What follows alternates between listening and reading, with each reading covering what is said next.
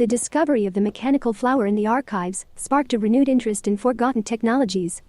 The flower's blueprint hinted at the use of rare brass alloys and intricate clockwork mechanisms. The creation of this central mechanism required skills lost to time, necessitating innovative solutions. The quest for the perfect brass alloy led Anna to a hidden mine rumored to contain unique metal deposits. Deep within the mine, Anna discovered not only the brass, but also ancient inscriptions hinting at the flower's origins. The inscriptions told of a forgotten civilization that used mechanical flowers as symbols of life and renewal. Inspired by the inscriptions, Anna incorporated new design elements into the flower, giving it a deeper meaning. The reassembled flower began to bloom, revealing a hidden chamber within its brass petals.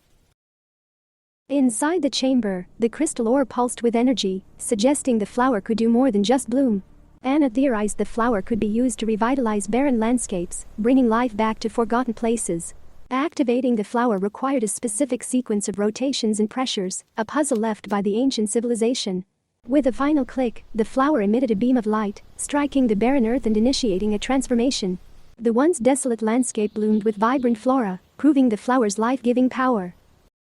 News of Anna's discovery spread, attracting the attention of both admirers and those who sought to exploit the flower's power.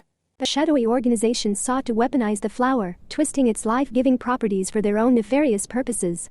Anna knew she had to protect the flower, embarking on a journey to hide it from those who would misuse its potential. Her journey took her through treacherous landscapes and hidden cities, testing her skills and resolve. Along the way, she encountered allies who believed in the flower's potential for good and joined her cause.